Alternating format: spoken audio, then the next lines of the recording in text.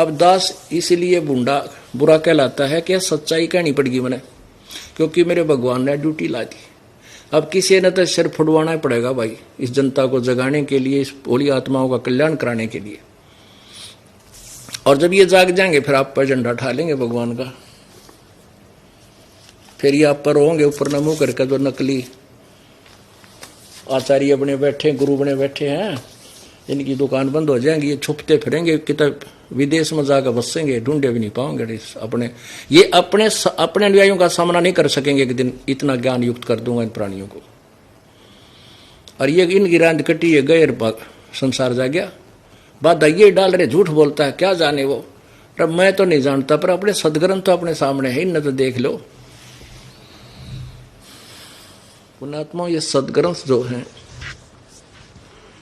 ये इस दास के एक शस्त्र हैं, इस अज्ञान रूप अंधकार के साथ संघर्ष करने की।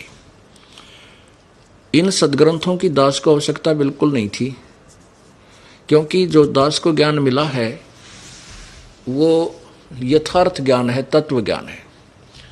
उस ज्ञान में कोई भी त्रुटि नहीं है।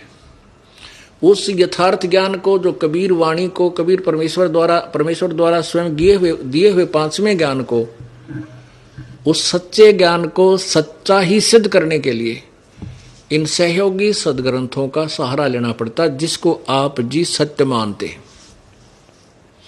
जब इन सदग्रंथों में वो सत्य मिल रहा है, तो परमात्मा ने तो 600 वर्ष पहले ये वाणी पहले बोल दी थी, जब ये अज्ञानी विद्वान जो संस्कृत के ज्ञाता ये कहते थे कि कबीर तो अनपढ़ है, वो क्या जाने सदग्रंथों के बारे में। जबकि परमेश्वर ने अपने मुखारविंद से उच्चारित उस मुख्य ज्ञान में, उस मूल ज्ञान में, तत्व ज्ञान में ये सर्व ज्ञान पहले ही दिया हुआ था, जो दास आपको इन सदग्रंथों में आज दिखा रहा है।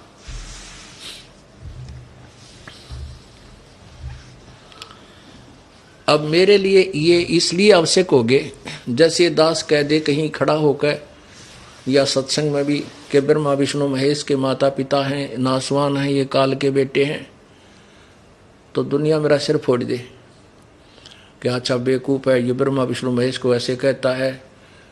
और गीता जी अध्याय नंबर 7 के श्लोक नंबर 12 से 15 में, 20 से 23 में स्पष्ट किया हुआ है कि ब्रह्मा विष्णु महेश, रजगुण ब्रह्मा, सतगुण विष्णु, तमगुण शिव जी की पूजा ये मूर्ख लोग करते हैं, बुद्धिहीन राक्षस स्वभाव को धारण किए मनुष्यों में नीच दुष्कर्म करने वाले मूर्ख, ये मेरी भक्ति भी ना करते।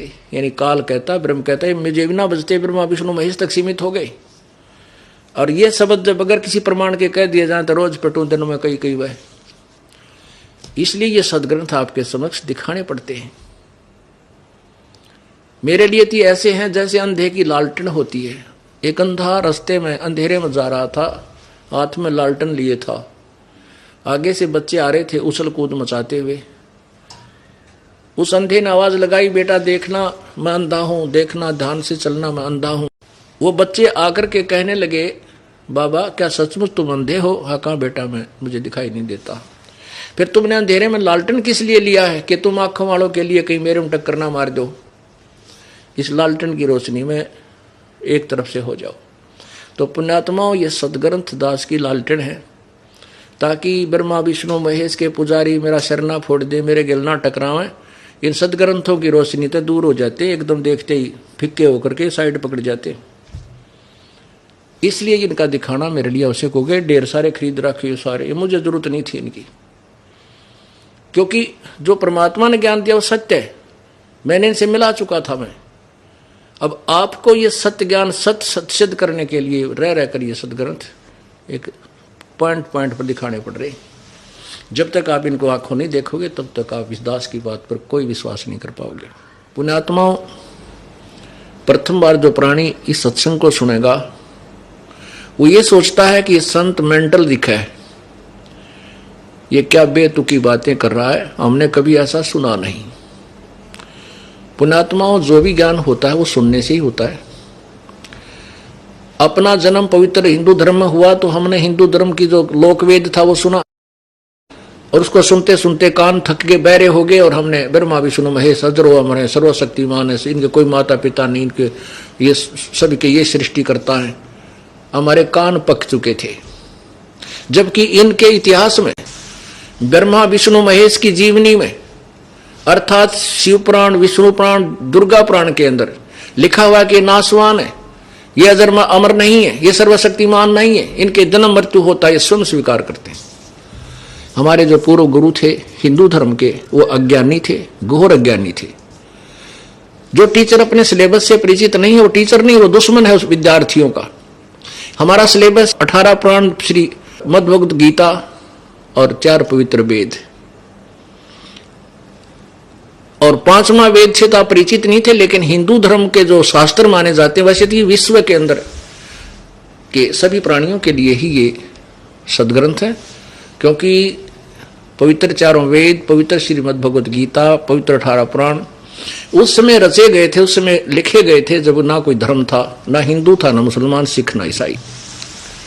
फिर भी वर्तमान में ये शास्त्र हिंदुओं के नाम किए हुए हैं। फिर भी हम मानते हैं चलो हिंदुओं के नाम जो शास्त्र हैं, हिंदुओं के गुरु परिचित नहीं थे इनमें क्या लिखा है, तो टीचर ठीक नहीं थे, उन्होंने हमें मिसगाइड कर दिया।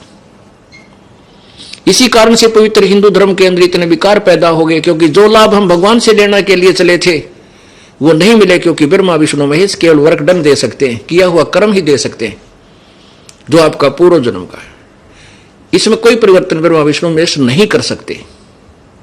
एक उदाहरण देता है दास कि जैसे एक भक्त ने प्रश्न किया कि क्यों नहीं कर सकते, जैसे ताम्रध्वज को, मोरध्वज के पुत्र ताम्रध्वज को भगवान श्री कृष्ण ने आरे से कटवा करके मृत्यु को प्राप्त होने के बाद जीवित कर दिया था, ये क्यों नहीं कर सकते? बहुत कुछ कर सकते। दास ने कहा सुनो, वही श्री कृष्ण जी जब उनके सगे भांजे अभिमन्यु की मृत्यु हो गई थी चक्रव्यूह में, भगवान श्री कृष्ण उसको जीवित नहीं कर सके। सुभद्रा रो रही थी, उनकी सगी बहन, श्री कृष्ण रो रहा था, 5 पांडव टक्कर मार रहे थे क्योंकि उनका कुल विनाश हो रहा। वो क्यों ना जीवित किया श्री कृष्ण भगवान ने, विष्णु जी ने? भक्त मौन हो जाता है, कहता आप ही बताइए। हाँ हम बताएंगे, क्योंकि ताम्रध्वज के श्वास शेष थे, उसका जीवन शेष था, तो बीच में जाके उसने लीला की थी। इन भगवानों में इतनी पावर है कि इस मिट्टी को जोड़ तोड़कर उस वैसा ही बना सकते हैं, लेकिन ये आयु नहीं बढ़ा सकते, ना ही कम कर सकते। अभिमन्यु की आयु शेष नहीं थी, उसका प्रारब्ध इतना ही था मनुष्य का, इसलिए श्री कृष्ण उर्फ विष्णु जी उनको जीवित नहीं कर सके। मासा घटे ना तिल बधे, विद ना लिखे जो लेख, सच्चा सतगुरु मेट कर ऊपर मार एक। इसमें परिवर्तन केवल पूर्ण परमात्मा ही कर सकता है, वो कबीर भगवान है, कबीर प्रभु। अब हम अपने उसी प्रश्न पर आते हैं कि जैसे अनजान व्यक्ति ये सोचेंगे ये संत वैसे तुक्के मार रहा है, ऐसा कुछ नहीं, हमने कभी सुना नहीं। कोई भी ज्ञान है सुनने से होता है। अब आपने वो भी ज्ञान किसी से सुना, अनाड़ियों से, अज्ञानियों से, बगैर किसी आधार से वो गीत गाते रहे, बेतुकी कहानी सुनाते रहे, ब्रह्मा विष्णु महेश के कोई माता पिता नहीं है, और जो हमारे सदग्रंथों में मना किया वो साधनाएं हमारे से करवाते रहे, जिसका परिणाम ये हुआ कि पूरा हिंदू समाज बर्बाद हो गया। जो लाभ हम भगवान से लेने के लिए निकलते हैं, राजा भी जब थक जाता है तो भी परमात्मा की आस तकता हो, क्योंकि वो एक ऐसी परम शक्ति है जो जीव को एक्स्ट्रा ऑर्डिनरी लाभ दे सकता है। लेकिन वो परमात्मा कौन है, वो एक्स्ट्रा ऑर्डिनरी लाभ देता कैसे है, इसकी विधि का किसी को ज्ञान नहीं था। केवल एक परमात्मा कबीर जी के अतिरिक्त या उससे संपर्क में आए हुए 5-6 वो संत, उनके अतिरिक्त किसी को ज्ञान नहीं था। उन संतों की किसी ने सुनी नहीं, परमेश्वर की किसी ने सुनी नहीं, क्योंकि उस अज्ञान के अंदर इतने रंग चुके थे कि हम सुनना भी पसंद नहीं करते थे ब्रह्मा विष्णु महेश के विरुद्ध कोई भी बात। लेकिन वो विरुद्ध नहीं थी, वो सत्य थी। वही दास बता रहा है जो परमेश्वर ने 600 वर्ष पहले बताने की चेष्टा की थी, जो समाज ने स्वीकार नहीं किया, क्योंकि उस समय हमारा समाज मानव समाज है, शिक्षित था, और अब सब बच्चे शिक्षित है, बहन बेटी भाई बुजुर्ग छोटे बच्चे भी शिक्षित हैं, सदग्रंथ अपने पास है, आंखों देखकर हम स्वीकार कर रहे हैं।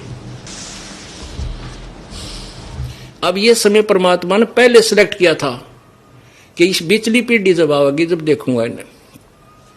जब पहले आए थे परमात्मा, वो पहली पीढ़ी थी, आज से 600 वर्ष पहले सब अशिक्षित थे, शिक्षा नहीं थी हिंदुस्तान में। और अब ये बिल्कुल बीच की पीढ़ी है, अब सब शिक्षित है, बुद्धिमान है, अब ये ज्ञान पूरे विश्व में जाएगा, प्रभु ने पहले कहा हुआ है। और आने वाली जो लास्ट पीढ़ी होगी वह कृतघ्नी हो जाएगी, कति दुष्ट हो जाएंगे, लास्ट में जाकर कलियुग के कोई भक्ति नहीं करेगा। तो इस पिछली पीढ़ी में जिनका मनुष्य जीवन है और ये दास का ज्ञान आपके पास है, धन्य आपके माता पिता ने जिससे तुमने जन्म हुआ। ऐसा ज्ञान और आपका मनुष्य शरीर बेड़ा पार करवा लो। बोलो सतगुरुदेव।